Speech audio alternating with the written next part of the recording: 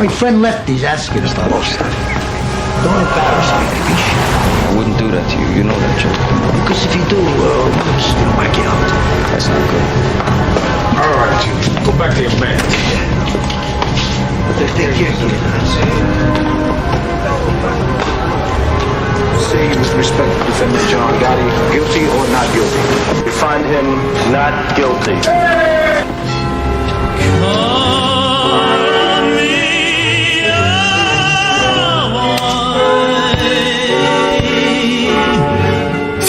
Must we say goodbye each time we part? My heart wants to die. Darling, hear my prayer. Can't believe there. I'll be your love. Hi, Mom. What do you think? Look at my shoes. Aren't they great? My God, you look like a gangster.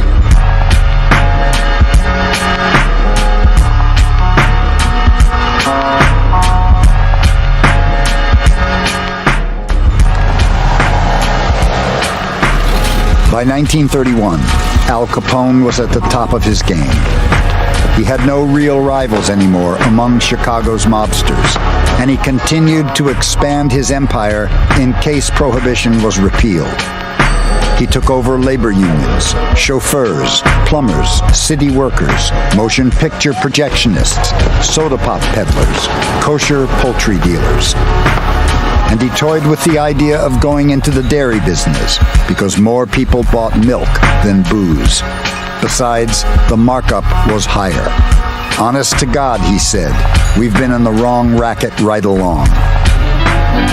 Meanwhile, President Hoover remained determined to put America's most famous bootlegger behind bars, one way or another.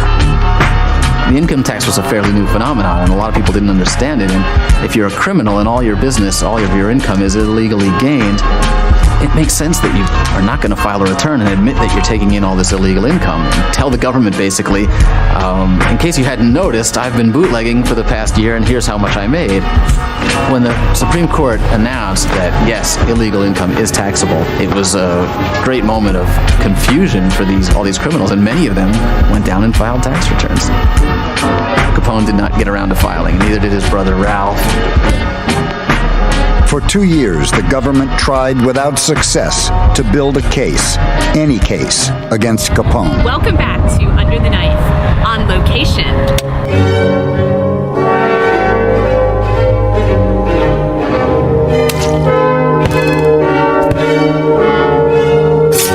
It probably won't surprise you to find out that I was a strange child, and I grew up to be an even stranger adult.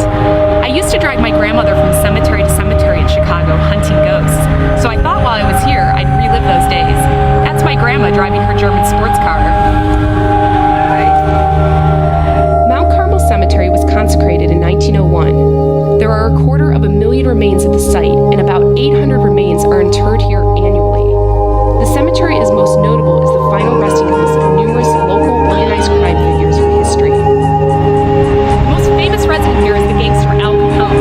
Now you may be wondering what any of this has to do with medical history. Well, I have one word for you: syphilis. Al Capone is the most notorious and violent old-school gangster ever to terrorize Chicago. At the height of his career during Prohibition, he and his gang were raking in more than $100 million annually. In 1932, he was charged with tax evasion and sent to